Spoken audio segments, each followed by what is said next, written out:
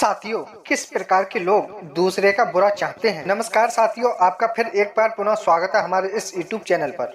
अगर साथियों हमारे इस YouTube चैनल पर नए हैं, वह कृपया चैनल को सब्सक्राइब जरूर कर लें साथियों, और वीडियो को लाइक शेयर जरूर करें। साथ ही साथ एक प्यारा सा कमेंट जरूर करते हैं। आइए साथियों, देर न करते हुए चलते इस कहानी की तरफ। साथियों, बहुत समय पहले की बात है।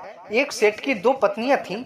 बड़ी बहू का नाम शोभा था, जो बहुत ही अच्छे स्वभाव की दयावान स्त्री थी, और छोटी बहू का नाम पिंकी था, जो बहुत कठोर और दयावान स्वभाव वाली स्त्री थी। बड़ी रानी शोभा की एक बेटी थी, जिसका नाम देवयानी था। दूसरी रानी पिंकी की एक पुत्री थी, जिसका नाम था सितारा। रानी पिंकी बहुत ही दुष्ट स्वभाव की स्त्री थी। वह चाहती थी कि वह सेठ की सारी संपत्ति उसके हाथ में ही रहे। वह सेठ भी उससे दबा हुआ रहता था और उस पिंकी की पूरी बात मानता था। वह पिंकी बड़ी रानी और उसकी पुत्री से नफरत करती थी। एक दिन पिंकी बहू ने वो सेठ से कह दिया कि बड़ी रानी शोभा और उसकी बेटी को इस घर से निकाल दिया जाए। वह सेठ उस पत्नी की नाराजगी से डरता था। उस सेठ को लगा कि उसे वही करना पड़ेगा जो वह स्त्री पिंकी चाहती थी। उस सेठ ने बड़ी रानी शोभा को और उसकी बेटी को अपने गांव से बाहर एक छोटी सी झोपड़ी में रहने को कह दिया। लेकिन उस सेठ की पत्नी पिंकी की घृणा इससे भी दूर नहीं हुई। उसने बड़ी बहू की बेटी को आज्ञा दी कि वह प्रतिदिन इस सेठ की गाय जंगल में चराने के लिए ले जाया करे। रानी शोभा वह इसको अच्छी तरह जानती थी। यदि मेरी बेटी अगर गाय चराने नहीं ले गई तो पिंकी कोई और बड़ी परेशानी में डाल सकती है। इसलिए उसने अपनी बेटी से कहा कि बेटी, तुम रोज गाय को जंगल में चराने ले जाया करो और शाम के समय उन्हें वापस ले जाया करो। पर उस लड़की को अपनी माँ का कहना तो मानना ही था। वह रोज गांव को जंगल में ले जाया करती थी। एक दिन वह जब जंगल से वापस लौट रही थी तो उसको अपने पीछे एक धीमी आवाज सुनाई दी, देवयानी देवयानी, क्या तुम मुझसे विवाह करोगी? उस देवयानी ने अपनी चारों ओर देखा, फिर कोई भी उसे दिखाई नहीं दिया तो वह साथियों डर गई। जितनी जल्दी हो सके उतनी जल्दी उसने गायों को हाँका। साथियों, दूसरे दिन भी जब वह घर लौट रही थी तो उसने वही आवाज पुनः सुनी। वही प्रश्न उससे फिर पूछा गया था। घर आकर के उस देवयानी ने अपनी माँ को उस आवाज के बारे में सारी बात बता दी। उस देवी की माँ इस बात पर पूरी रात विचार करती रही। साथियों, सुबह तक देवी की माँ ने निश्चय कर लिया कि अब उसे क्या करना चाहिए। उस शोभा ने अपनी बेटी को अपने पास बुलाया और कहने लगी कि हे बेटी, देखो बेटी, अगर आज भी तुम्हें वही आवाज सुनाई दे तो तुम उस आवाज को उत्तर देना और तुम कल सुबह मेरे घर आ जाओ, फिर मैं तुमसे विवाह कर लूंगी। फिर देवयानी ने जवाब दिया कि माँ, हम उसे जानते तक नहीं हैं, मैं ऐसे कैसे विवाह का वादा कर दूं। माँ ने दुखी होकर के कहा कि बेटे, हम जिस स्थिति में जी रहे हैं उससे बुरा और क्या हो सकता है। हमें इस प्रस्ताव को स्वीकार कर लेना ही चाहिए। ये ऊपर वाला हमारी जरूर मदद करेगा। साथियों, उस शाम जब देवयानी घर को वापस गायों को लेकर लौट रही थी, उसे वही आवाज फिर दोबारा सुनाई दी।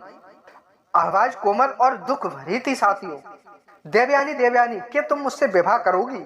क्या तुम मुझसे विवाह करोगी? देवयानी रुक गई। उसने पीछे मुड़कर देखा तो वहां पर उसे कोई भी दिखाई नहीं दिया। वह फिर हिचकिचाई और वहां से भाग जाना चाहती थी, लेकिन तभी उसे अपनी माँ की बात याद आ जाती है और वह फिर जल्दी से बोल देती है कि यदि तुम कल सुबह मेरे घर आ जाओ तो मैं तुमसे कल विवाह कर लूंगी। इतना कह करके वह बहुत तेजी से अपनी गायों को हाँकती हुई घर की तरफ चली गई। अगले दिन उस देवयानी की माँ जल्दी उठ गई। उसने जाकर के बाहर का दरवाजा खोला, यह देखने के लिए कि कोई प्रतीक्षा तो नहीं कर रहा है। वहां साथियों कोई भी नहीं था। अचानक उसे एक धक्का सा लगा और वह एकदम छम हो गई। एक बड़ा सर्प कुंडली मारे उसकी सीढ़ियों पर दरवाजे के द्वार पर बैठा है। इसे देख करके वह रानी शोभा चिल्ला पड़ी। उसकी बेटी और नौकर भागे भागे आए। तभी भागे भागे आए और बोले, क्या बात है? तभी एक आश्चर्य वाली बात हुई।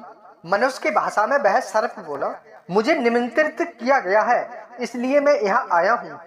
आपकी लड़की ने मुझसे वादा किया था, यदि तुम सुबह मेरे घर आते हो तो मैं विवाह कर लूंगी, तो मैं तुमसे विवाह कर लूंगी।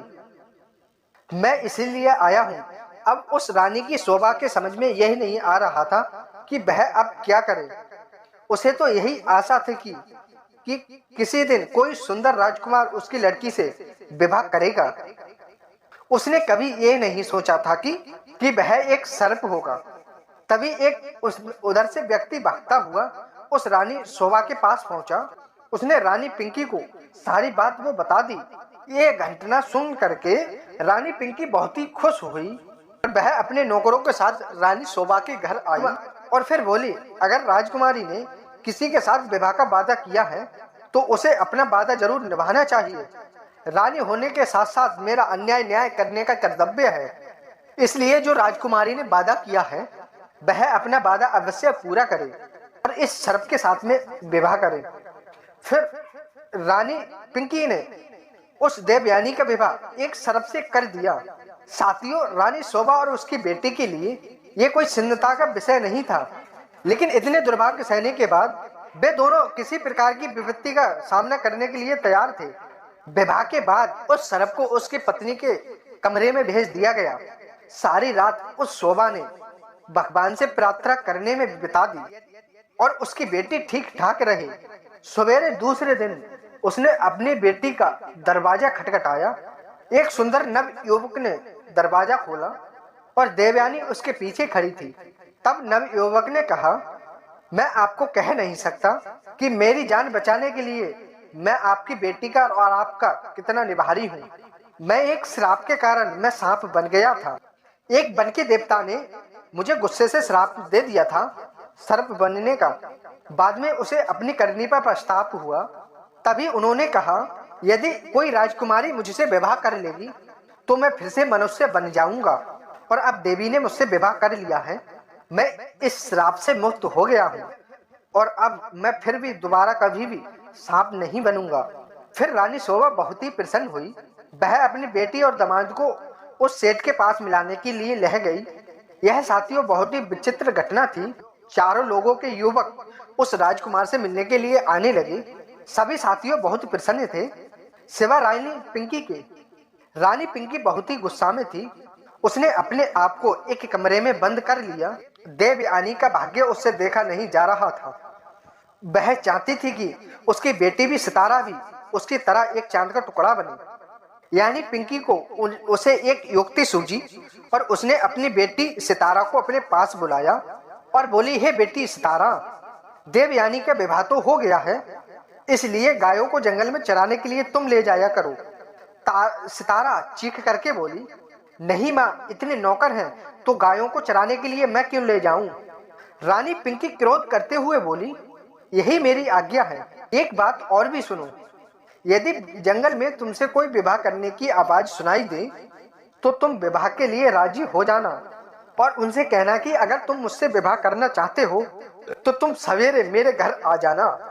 राजकुमारी वह सितारा अपनी माँ की यह बात सुनकर के बहुत ही भयभीत हो गई, लेकिन वह गायों को जंगल में नहीं ले जाना चाहती थी। वह खूब रोई, लेकिन उसकी माँ नहीं मानी। राजकुमारी सितारा को अपनी माँ की आज्ञा माननी ही पड़ी। राजकुमारी सितारा रोज जंगल में गाय को चराने के लिए ले जाने लगी और शाम को फिर वापस ले आती थी, लेकिन एक भी दिन उसे कोई भी प्रकार की एक भी आवाज नहीं सुनाई दी जो यह कह रही हो कि क्या तुम मुझसे विवाह करोगी। इसके बाद भी साथियों वह पिंकी रानी उदास नहीं हुई।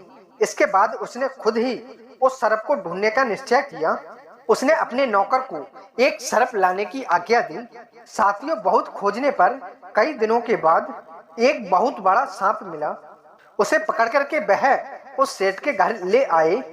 आखिर साथियों उस रानी का अभिप्राय पूरा हो गया और उसने अपनी बेटी सितारा का विवाह उस सांप के साथ में कर दिया।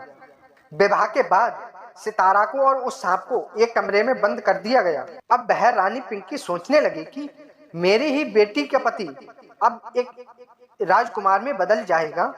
रानी बहुत ही प्रतीक्षा करने लगी, रात भर सोई ही नहीं। फिर उसने सुबह अपनी बेटी का दरवाजा खटखटाया। फिर उसे कोई भी उत्तर नहीं मिला। फिर उसके बाद में उसने और जोर से खटखटाया, दरवाजा फिर भी नहीं खुला। तब उस रानी ने धक्का मार करके दरवाजा तोड़ दिया।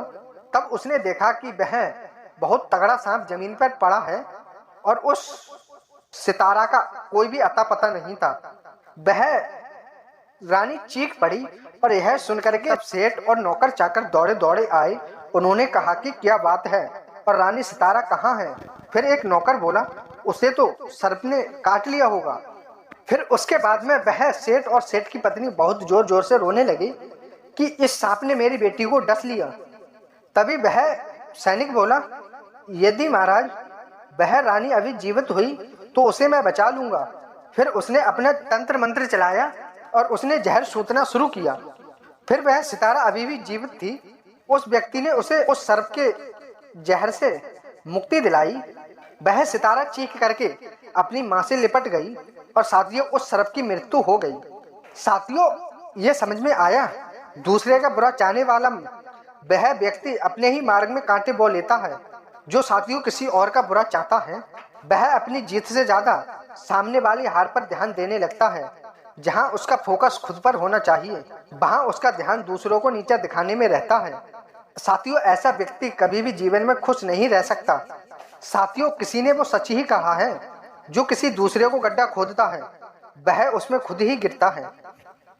साथियों आप ये समझ ही गए होंगे। साथियों वीडियो पसंद आए तो लाइक शेयर जरूर करें और साथ ही साथ एक प्यारा सा कमेंट जरूर कर दें।